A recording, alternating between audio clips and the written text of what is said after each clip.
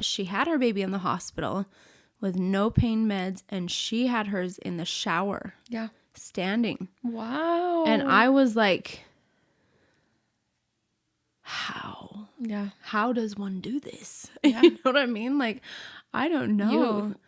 You've not done other things? Have you done a water birth? I've never done a water birth. Oh, they're amazing. I've heard. And that's why I'm like, okay, I kind of want to try this, you know. Water birth's great. That would be kind of fun. Yeah. But like, because some people will say they'll walk around during labor too. Oh, yeah. I can't. You're a bed one? I can't stand. Really? No. Once I stand, I feel like it's going to come out. You know what I mean? Okay. Like, so you've never, like, a lot of people are walking to try to progress things. So I remember I did that with one of mine. I went to the hospital and I had to get induced because the baby was in stress. Yeah.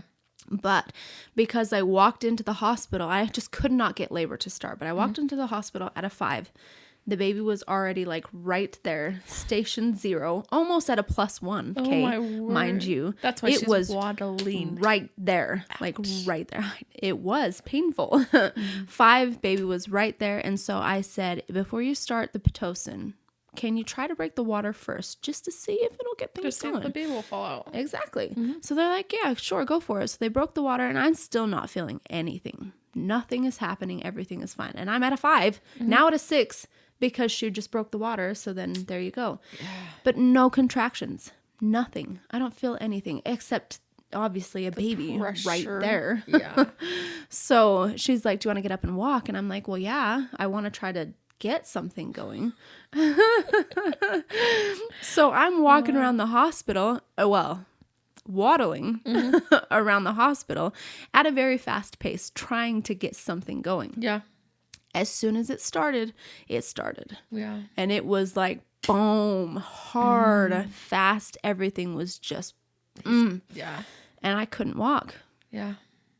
So then when people are like, oh yeah, you just walk through them. And I'm like, no. How? You must have like a huge amount of relaxin or something. I don't know, but I cannot stand up. Like as soon as they started, I was like, ow, ow, ow, ow, ow. You know, like it was bad. Yep. And then I got back into my room and asked him to get in the tub. As soon as I got on the tub, I was like, okay, but I just mentally wasn't there. So I was like, just give me the epidural. I don't care. I'm not doing this. You got an epidural at like what? Were you an 8? Basically. Aww. So I got it just in time for the baby to come out, all by himself, mind you. Because nobody believed me when I said, I think the baby is right there coming out. And they're like, you were just barely at a 6 the last time we checked. We just barely checked you at a 6. And I'm like, I can feel it. You don't know I these have the epidural. 6-time mothers, do you? I know. I'm like, I know I have the epidural and I know you don't believe me, but I promise the baby is right there. Could you just peek? I know. So I told her and she's like, well, let me go get somebody. So she walks out to the door. And in the meantime, I'm like feeling super nauseous because transition, and especially when you can't feel the pain as much when you have the epidural, transition is very...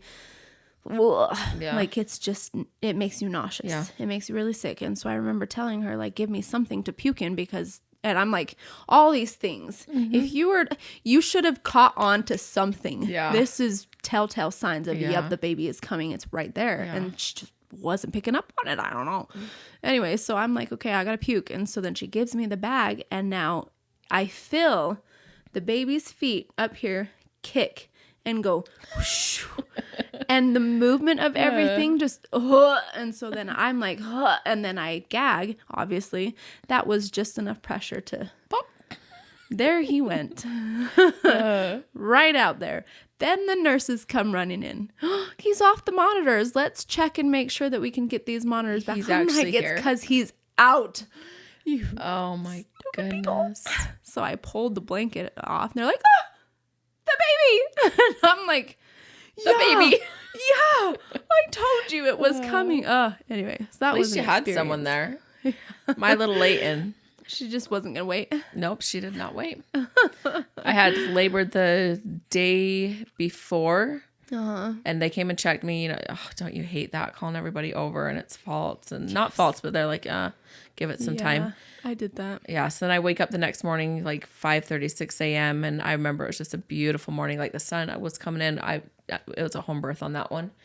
And I went into I was at mom's house. So I was in the bathroom and I was like, okay, I'm getting in the tub. And I'm like, I was just so happy for some reason that morning. And everybody's looking at me like, yeah, right. She's not having a baby. Yeah.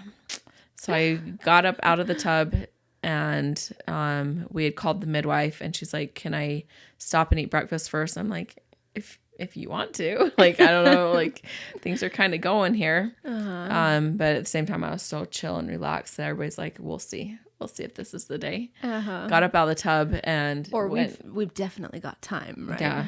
Yeah. The way I was acting. Right. Went to use the restroom, which is just like 15 feet away. And I was like, oh, there's a head. And my mom's like, no, it's fine. Like, we've been through this. We know what's going on. Like that's the baby coming down. And my husband looks down. And he's like, nope, that's definitely a little face. So they spread out a bunch of towels, laid me down. And I was just like, I was literally just laughing the whole time. Like, this is amazing. Goodness. It was so good. So maybe hypnobirthing does work some of the time. I'm not going to bash it that bad, but not for your first.